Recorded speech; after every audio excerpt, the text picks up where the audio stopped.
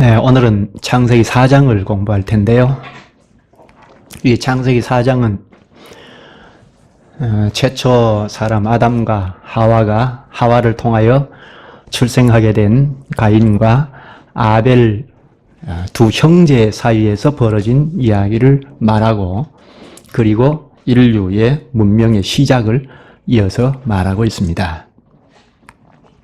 지난번에 우리가 공부한 것처럼 사람을 통하여 이 세상에 들어온 죄는 인간과 하나님과의 수직적인 관계를 파괴한 것을 보았죠. 이 죄로 말미암아 하나님과 사람과의 관계를 깨뜨림으로 사람 상호 간의 인간 사회의 가장 기본 단위인 부부관계도 위기를 초래한 것을 보았습니다.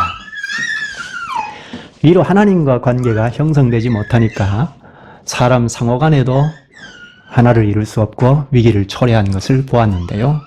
오늘 4장에서는 부부 사이에도 깨뜨린 것으로 멈추지 아니하고 이 자녀들 형제 사이에도 그 관계가 깨진 사실을 잘 볼 수 있습니다.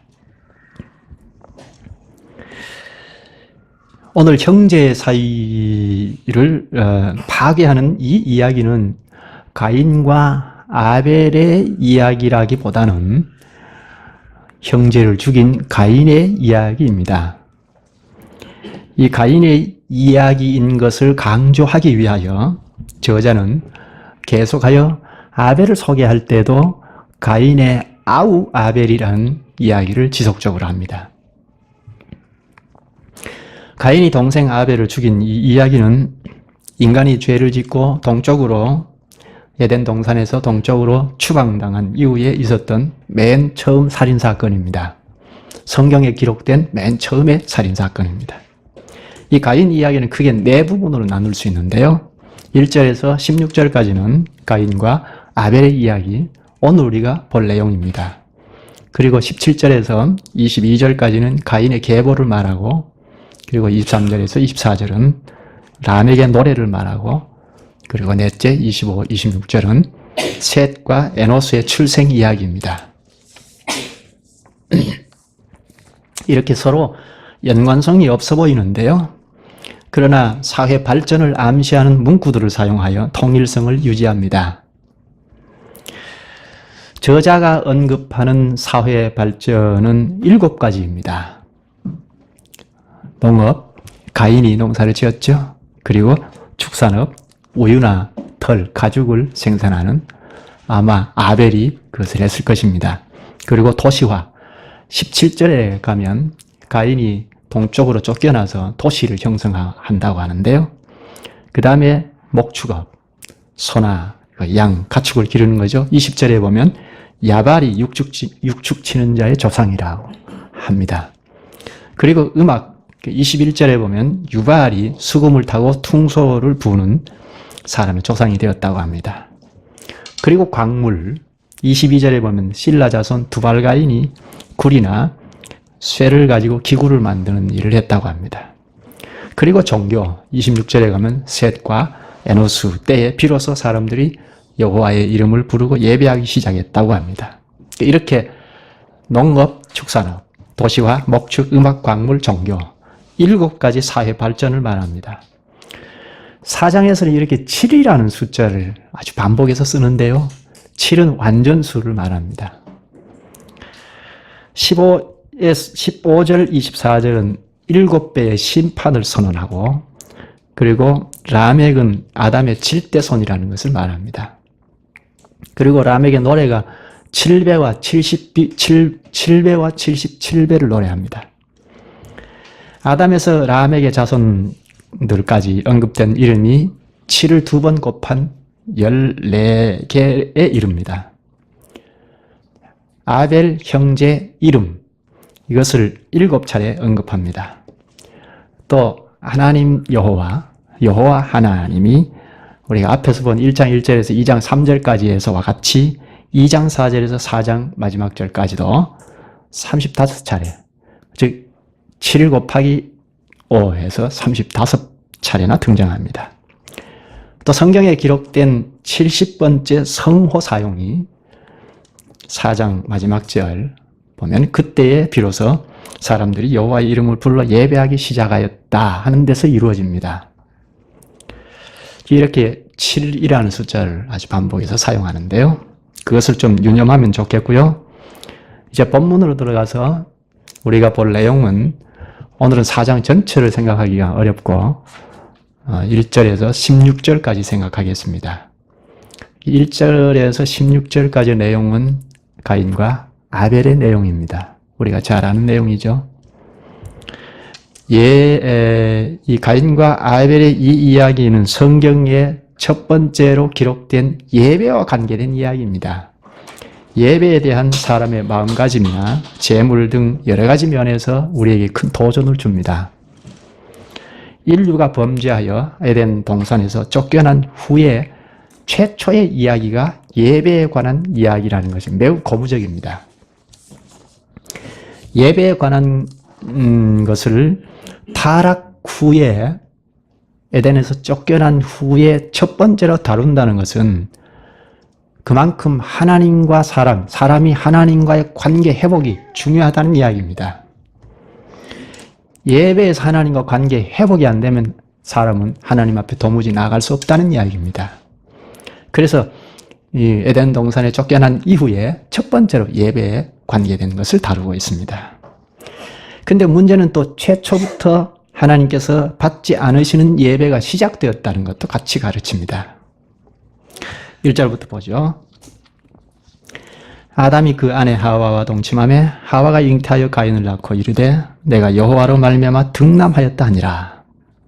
아담과 하와가 에덴 동산에서 쫓겨난 이후에 아이를 낳았죠. 앞에 1장 28절에 보면 생육하고 번성하여 땅에 충만하라 하는 복을 내리시는데요. 그러니까 하나님의 축복이죠. 아이를 낳았다는 것은 비록 에덴에서는 쫓겨났지만 아이를 낳았다는 것은 축복입니다. 하나님의 축복이죠.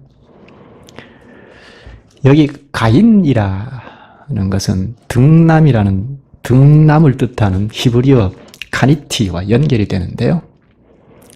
가인을 낳은 하와가 기쁨에 겨워서 내가 여호와로 말미암아 등남하였다 하죠.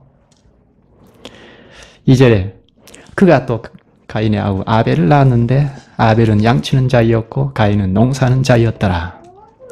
두 번째 아들을 얻었는데 이름을 아벨이라고 지었습니다. 앞에 가인은 이름에 설명이 붙어 있죠. 그러나 아벨은 아무런 설명이 없습니다. 그리고 여기 두 형제의 직업을 소개하는데 가인은 농사하는 자이고 아벨은 양치는 자, 목자라고 하죠. 아마 가인은 아버지 그 아담을 따라서 자신이 농사를 지은 것 같고 아벨은 다른 일을 찾아서 목동으로 양을 기르는 일을 한 것 같습니다.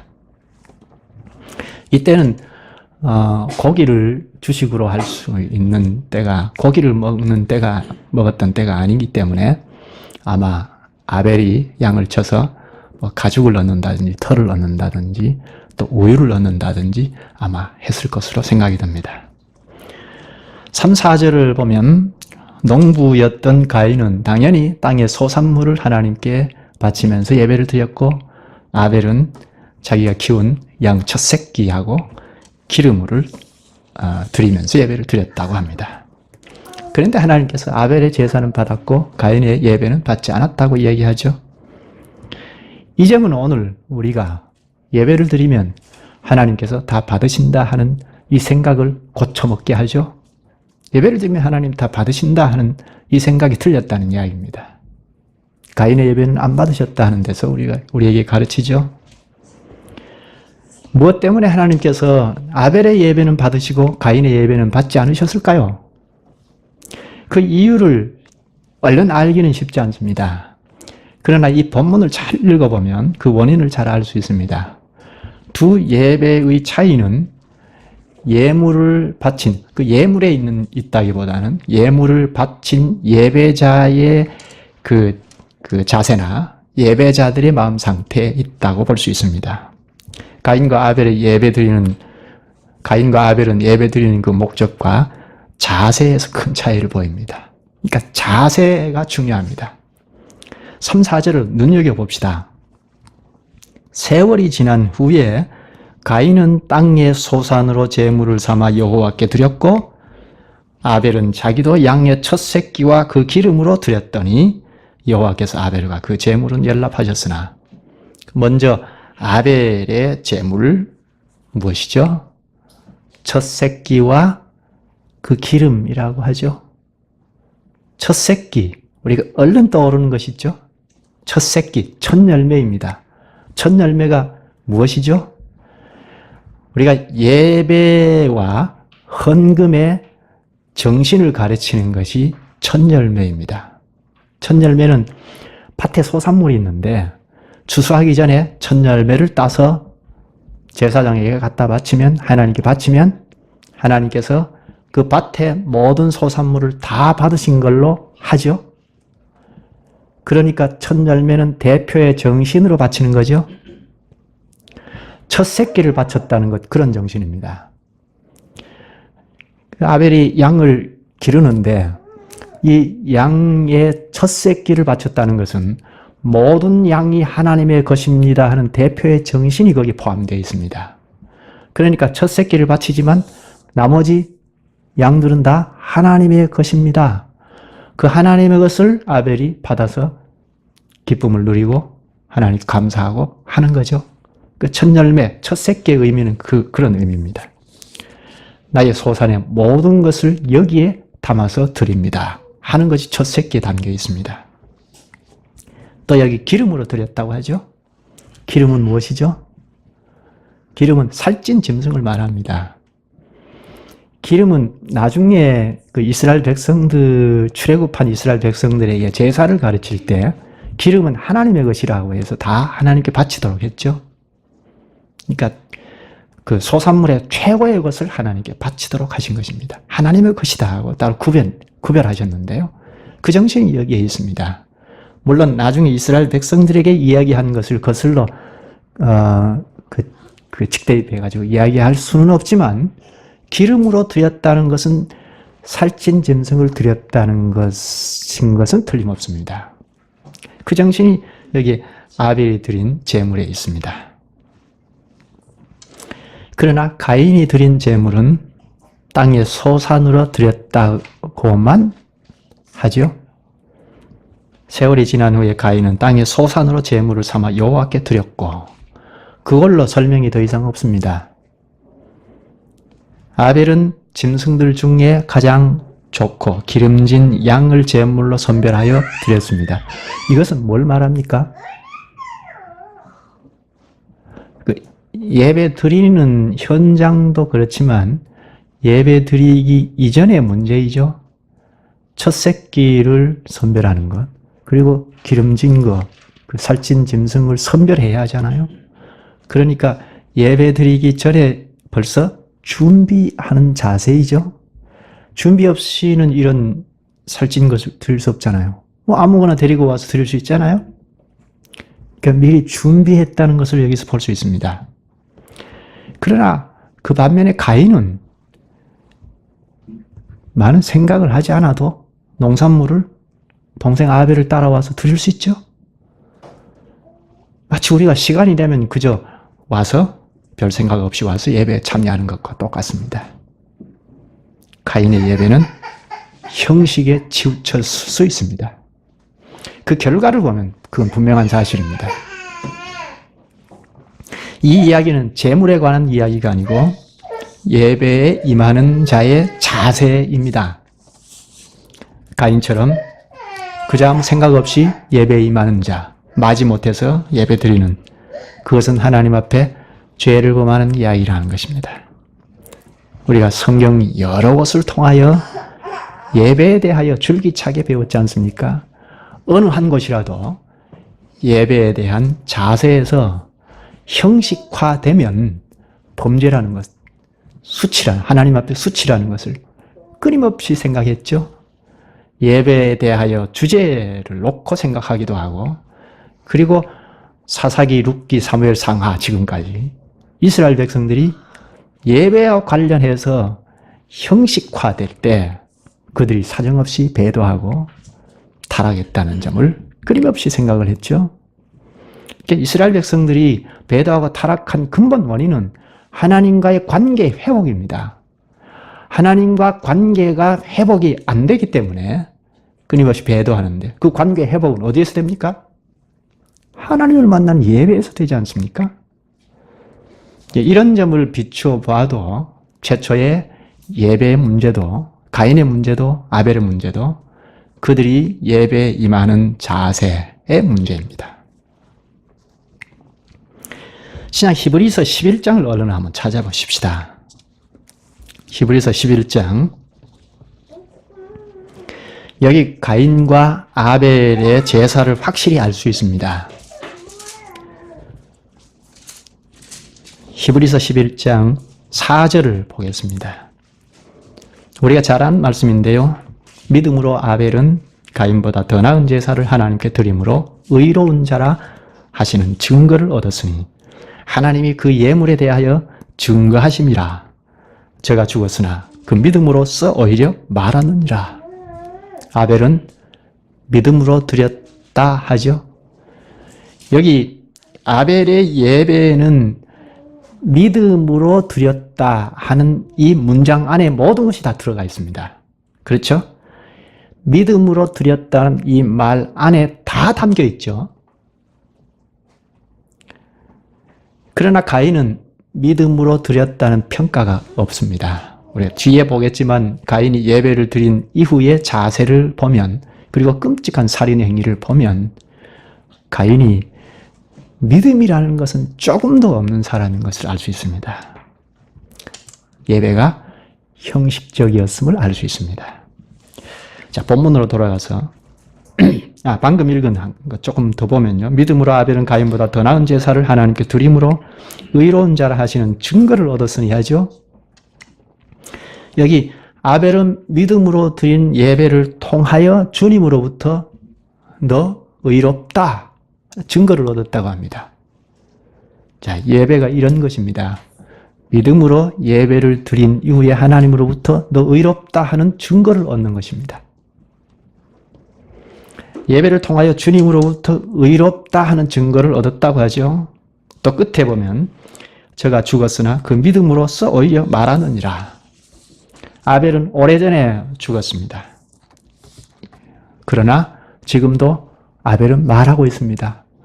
무엇을 말할까요? 아벨이 죽었지만 말하는 것은 무엇일까요? 우리가 그것을 자세히 알 수는 없지만 확실한 것은 믿음으로 살았다 하는 것입니다. 하나님의 백성으로 산다는 것은 한마디로 집약을 하면 여생을 한마디로 집약하면 믿음으로 살았다 하는 것 아닙니까? 불신자와 다른 점은 믿음으로 살았다 하는 것입니다. 아벨이 그것으로 우리에게 말을 하고 있습니다. 아벨은 믿음의 조상 아브라함의 선배입니다. 그러나 가인은 어떻습니까? 그런 점이 전혀 볼 수가 없습니다. 요한 1서 3장 12절에 보면 가인같이 하지 말라. 저는 악한 자에게 속하여 그 아우를 죽였으니, 이건 이제 결론을 말하는데요. 그 아우를 죽였으니 어찌인 영고로 죽였느냐? 자기의 행위는 악하고 그 아우의 행위는 의로움이니라.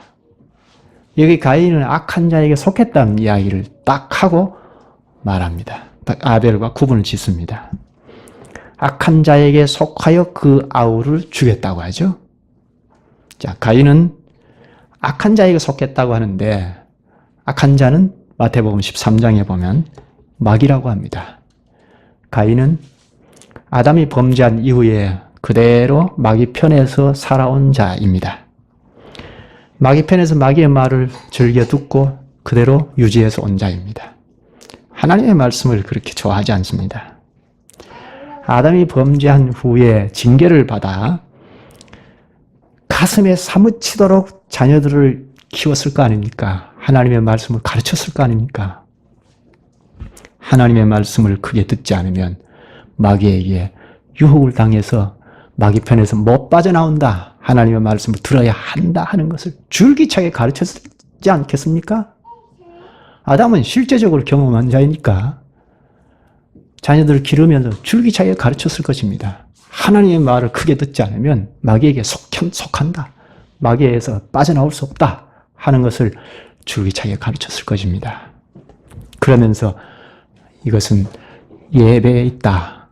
하나님 앞에 나아가서 예배를 드리고 그러면 하나님께서 말을 하시니까 그 말을 경청해 듣고 그대로 살면 되는데 그렇지 않으면 여지없이 마귀 편에 속한다 하는 것을 가르쳤지 않습니까? 그런데 그런 가르침을 즐겨 듣지 않았습니다.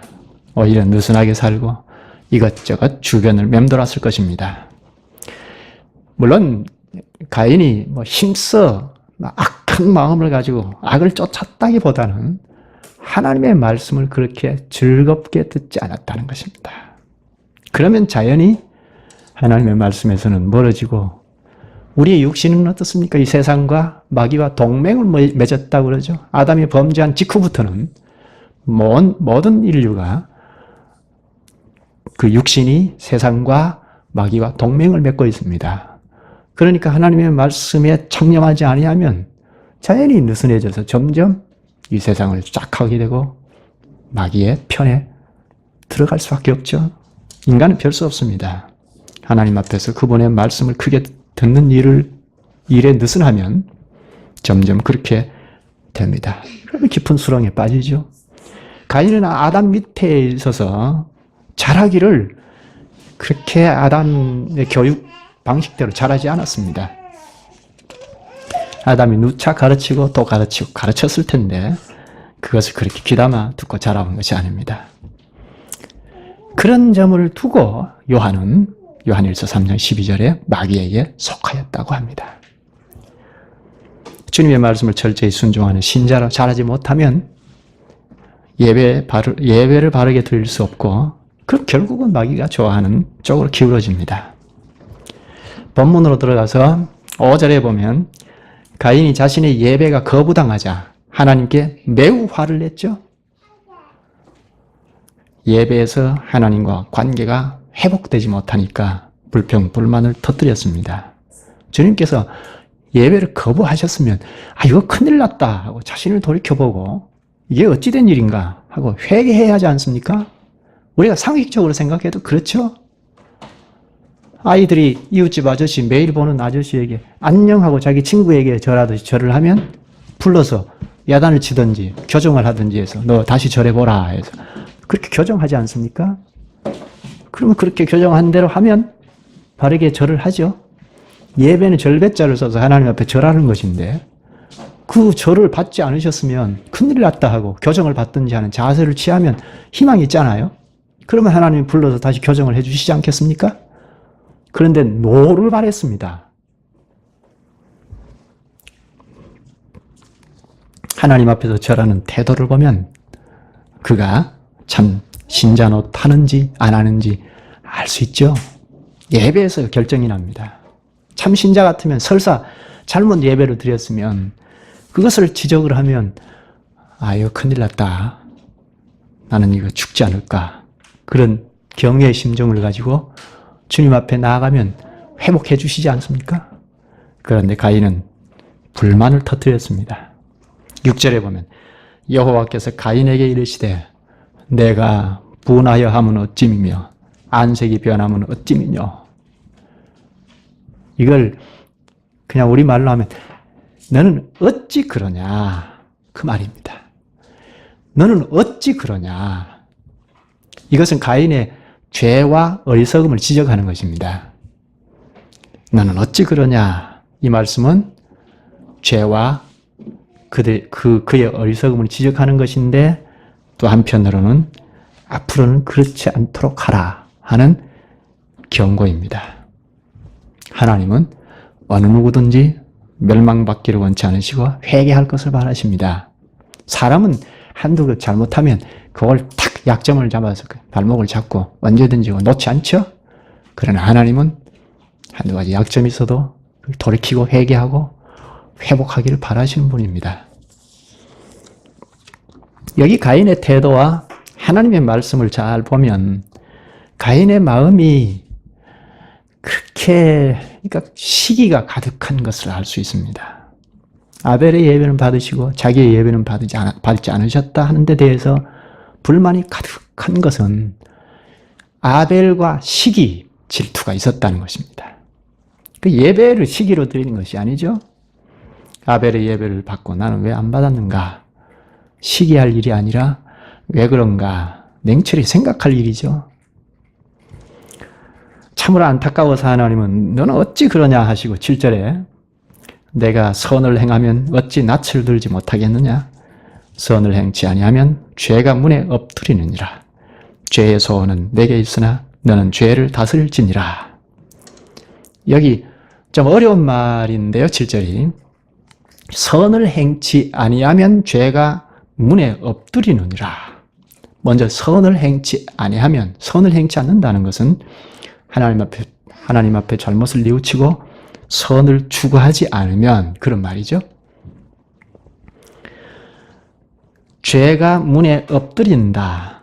선을 추구하지 않으면 죄가 문에 엎드린다. 이 말은 죄가 가인의 마음 문에 딱 이렇게 앉아서 살펴보다가 약점이 있으면 침범해서 자리를 차지해버린다는 말입니다. 가인의 마음을 주관할 기회를 그 마음 문 앞에서 딱 도사리고 있다가 기회가 포착이 되면 그 마음을 딱 장악해버린다는 뜻입니다. 그러니까 가인이 큰 죄를 짓기 전에 주의를 주신 거죠. 가인은 주의를 하지 않으면 끝내 사탄의 꾀에 사로잡혀서 큰 죄를 지을 것입니다. 또 그 밑에 보면 죄의 소원은 내게 있으나 너는 죄를 다스릴지니라 하십니다. 죄가 늘 마음 문 앞에서 도사리고 앉아서 기회만 있으면 지배하려고 하는데, 그러니까 그 죄를 다스려야 한다는 이야기입니다. 그 죄를 다스려라. 가인이 미리, 그러니까 가인이 큰 죄를 지을 것을 아시고 미리 권면하고 경고하시는 말씀이죠.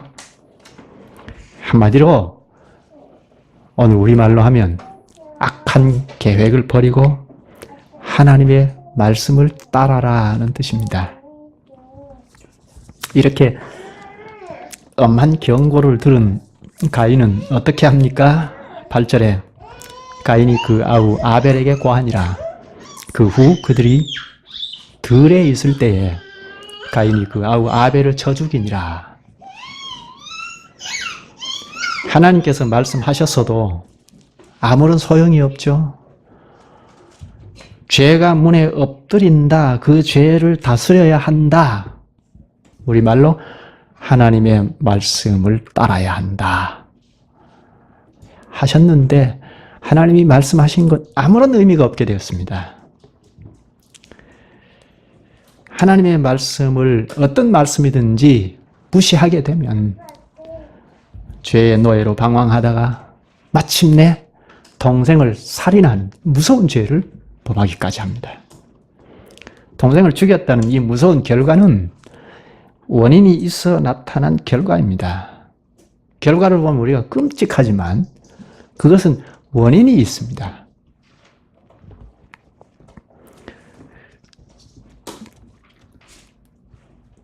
하나님의 말씀을 듣지 않은 원인, 또 단지 듣기만 했지 그 말씀에 따른 행동을 하지 않은 결과이죠. 하나님께서 예배에 대하여 누차 아담을 통해서 가르쳤을 것이고, 그리고 실질적으로 예배를 안 받으시고 오셔서 또 가르치고 경고하시고 하셨음에도 불구하고 그 말씀을 듣기만 했지 그 말씀을 따라 행동하는 것은 없었다는 것입니다.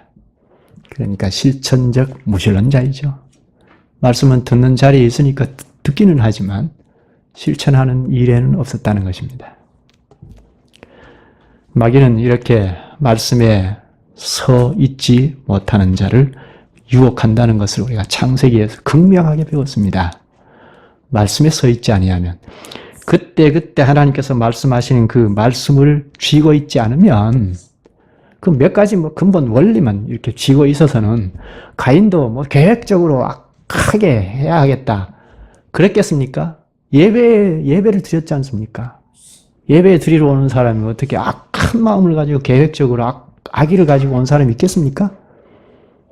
그런데 그때그때 주어지는 하나님의 말씀을 쥐고 있지 못하니까 몇 가지 원리 가지고 있으니까 이렇게 점점 마귀의 유혹을 받아서 큰 일도 저지르지 않았는가 그렇게 생각할 수 있습니다.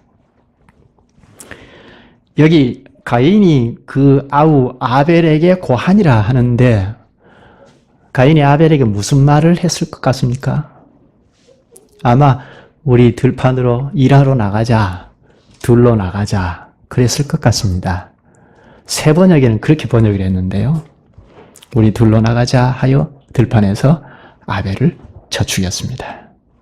아주 치밀하게 이제 예배를 안 받으시고 하나님과 관계가 벌어지니까 하나님과 관계가 완전히 파괴되니까 이제는 치밀하게 계획을 세워서 들판으로 나가자 해서 살해했습니다.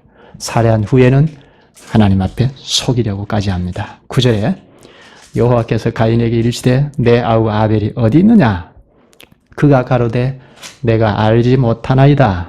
내가 내 아우를 지키는 자니이까.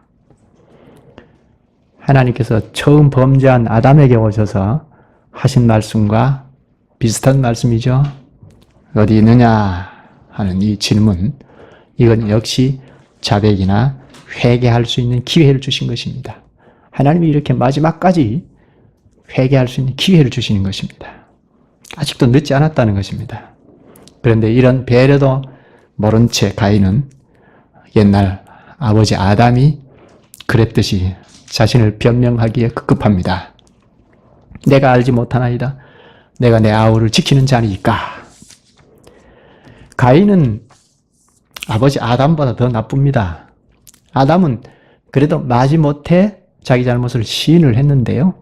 그러나 가인은 하나님을 속이기 위해 거짓말까지 합니다. 회개할 기미가 전혀 보이지 않자 하나님께서 이제 죄인을 신문하는 검사로 변합니다. 10절 가라사대 내가 무엇을 하였느냐? 내 아우의 핏소리가 땅에서부터 내게 호소하느니라.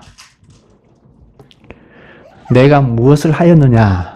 이것은 네가 도대체 뭐냐? 네가 한 일이 도대체 믿을 수 없다 하는 이야기입니다. 내가 도대체 뭐냐? 못 믿겠다 하는 것입니다. 내 아우의 핏소리가 땅에서부터 내게 호소하느니라. 아벨의 핏소리가 하나님께 뭐라고 호소했겠습니까? 아벨이 하나님께 뭐라고 호소했을까요? 죽으면서 사람들에게 호소할 길이 없으니까 하나님께 호소하지 않았겠습니까? 내가 아무런 죄가 없는데 왜 이렇게 죽어야 합니까? 하고 호소하지 않았겠습니까? 공평하게 심판해 주십시오 하고 호소한 것입니다. 사람들은 듣는 사람들이 없지만 하나님께서는 이 소리를 다 듣습니다. 억울하게 죽어가는 아벨의 소리를 다 들으신 하나님께서 가인에게 내 아우의 핏소리가 땅에서부터 내게 호소한다 하십니다. 이 소리를 들은 가인은 큰일 났다 생각했을 것입니다. 자기는 아벨만 죽이면 그만일 줄 알았는데 아벨이 호소하는 소리를 하나님께서 들으셨다고 하니 이제는 큰일 났구나 생각했을 것입니다. 내가 도대체 뭐냐 못 믿겠다 하는 것은 만물을 창조하신 하나님께서 가인의 한 일을 몰라서 물은 것이 아니죠. 모든 것을 다 아시지만 마지막까지 죄인이 회개하는 모습을 보시고 싶으신 것입니다. 내가 도대체 뭐냐 하고 신문하시는 것입니다. 그러나 가인은 회개할 꿈도 꾸지 않습니다. 맹맹합니다. 그래서 저주를 내리십니다. 11절에 땅이 그 입을 벌려 내 손에서부터 내 아우의 피를 받았은즉 내가 땅에서 저주를 받으리니. 아벨이 죽을 때 그 피가 땅에 떨어지지 않았겠습니까?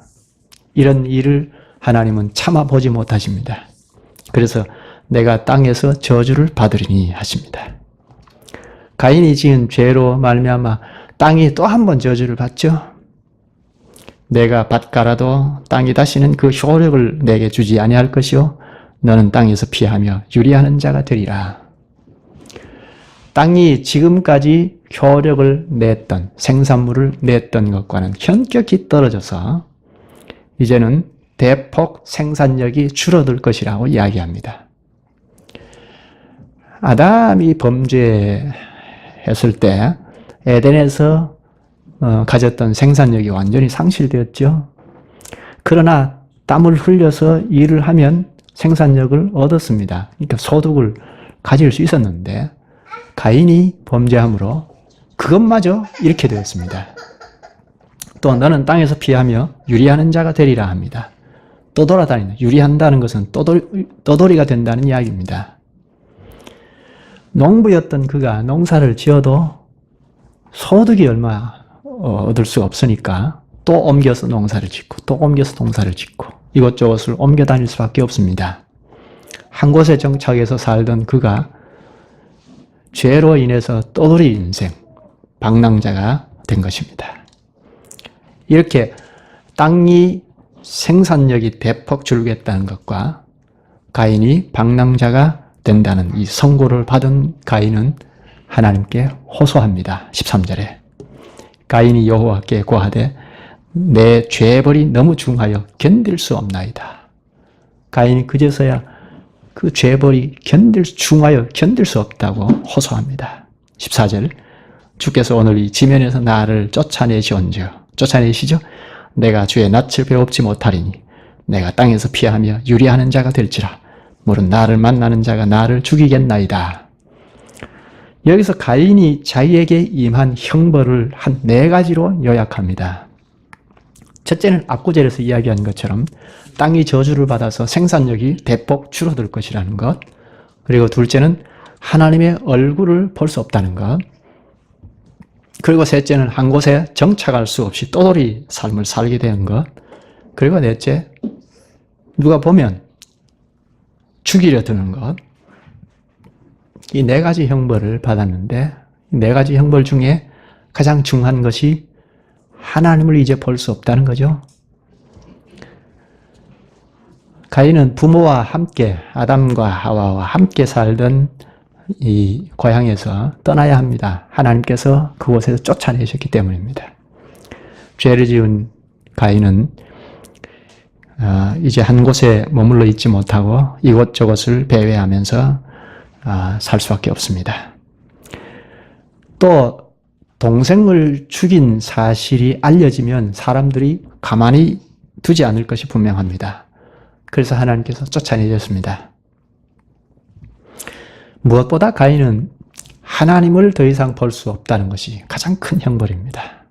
이제 누구든지 가인을 보면 죽이게 생겼습니다. 14절 내가 주의 낯을 배웁지 못하리니 내가 땅에서 피하며 유리하는 자가 될지라. 물은 나를 만나는 자가 나를 죽이겠나이다. 사람이 아무리 나쁜 짓을 해도 사람이 사람을 죽이면 안 되죠. 물론 하나님께서 세우신 심판자가 있어서 공정한 심판을 공정하게 심판을 해서 사형을 시킬 수는 있습니다. 그러나 이때는 공정한 심판자를 세우지 않은 때인 것 같습니다. 그래서 하나님께서 가인을 죽이는 자는 벌을 7배나 받으리라 하고 증표를 주십니다. 15절에 여호와께서 그에게 이르시되 그렇지 않다. 가인을 죽이는 자는 벌을 7배나 받으리라 하시고 가인에게 표를 주사 만나는 누구에게든지 죽임을 면케 하시니라. 죄에 대한 형벌은 내리셨지만 그나마 가인을 보호해 주시겠다고 자비를 베푸시죠. 여기 가인이 받은 증표가 무엇인지는 잘 알 수 없는데요.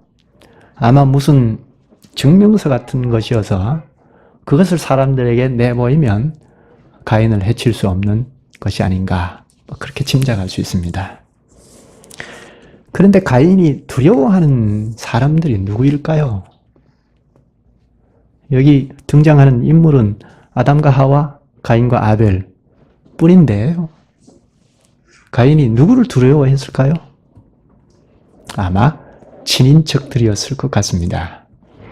5장 3절에 보면 아벨이 죽은 후에 하와가 다시 아들을 낳았을 때 아담이 130세라고 합니다.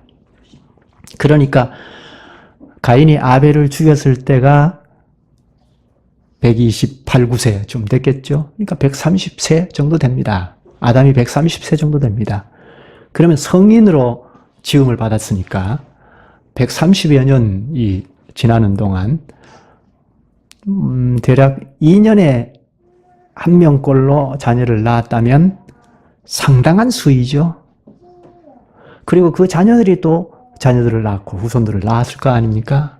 그러니까 수가 상당한 숫자입니다. 성경에는 구속의 역사의 관점에서 기록하니까 일일이 다 기록 안 했을 뿐인데요. 그러니까 이때 상당한 수요의 친인척들이 있습니다. 가인이 두려워한 것은 이런 친인척들을 두려워한 것입니다. 그런데 친인척들만 사는 이 세상에서 왜 가인이 두려워했을까요? 고대 근동의 문화는 각 집안의 명예를 보존하는 일을 매우 중요하게 여겼습니다. 그래서 만약에 어느 가정의 명예가 실추되면 그것을 회복하려고 백방으로 노력을 합니다. 그러니까 만약에 회복이 되지 않으면 그 집안은 아주 볼품없는 집안으로 낙인을 찍히기도 합니다. 그러니까 가인이 두려워하는 것은 아벨의 집안 사람들일 수 있죠. 명예를 회복하기 위해 보복하려고 하지 않겠습니까? 그래서 두려워하는 것입니다. 그러나 하나님께서 자비로 에덴 동산으로 에덴 그 동쪽으로 쫓아내기는 하셨지만 지켜주신 것입니다. 그래서 가인은 동쪽으로 쫓겨나서 도시를 이루고 살았다는 것이 16, 17절에 나옵니다. 오늘은 이쯤에서 마치겠습니다. 다음에 이어서 생각할 텐데요. 좀 읽고 오시면 좋겠습니다. 오늘 서론에서 잠깐 이야기를 했는데 좀 어려운 이야기를 했습니다. 그것은 17절 이후부터 쭉 정독을 해서 잘 읽고 오시면 좀 더 이해가 쉬울 것입니다. 오늘 이 가인의 범죄 행위를 보았는데요. 에덴 동산에서 범죄한 이후 쫓겨나서 이제 죄악이 점점 악화되는 것을 볼 수 있었습니다. 인간이 하나님과 관계를 바로 하려면 예배를 바로 드려야 한다는 것을 또 확실히 가르치는 것을 우리가 배웠습니다. 하나님과 관계 회복은 예배에 있다는 것을 오늘 극명하게 가르치는 것입니다. 하나님과 관계가 바로 되지 않으면 인간 상호 간의 관계는 회복될 수 없다는 것을 3장에서 극명하게 가르쳤는데요. 오늘 4장에서 오늘 배운 내용은 그럼 하나님과 관계 회복은 어떻게 되는가? 예배에서 된다는 것을 극명하게 가르칩니다. 예배에서 하나님과 관계가 회복되지 않으면 도무지 사람과의 관계는 회복되지 않는다는 것을 가르칩니다. 오늘 우리가 하나님과 관계를 바로 하려면 주님께서 허락하신 예배. 이 예배는 주님께서 허락하신 은혜입니다. 선물이죠. 예배가 없으면 우리는 하나님과 도무지 관계할 수 없습니다. 이 선물로 주신 예배를 바로 회복해야 하겠다 하는 생각을 해야겠습니다. 기도하시죠.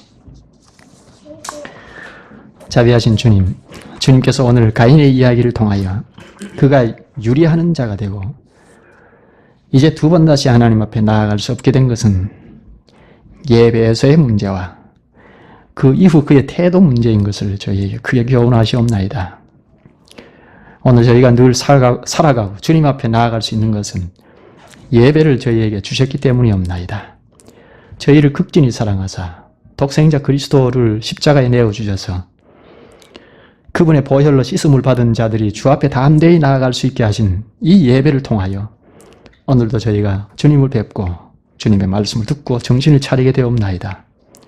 저희가 예배를 바로 하지 않을 때 진노하시는 주님을 생각하고 두려워하며 예배를 회복하게 하여 주시기를 간구하옵나이다.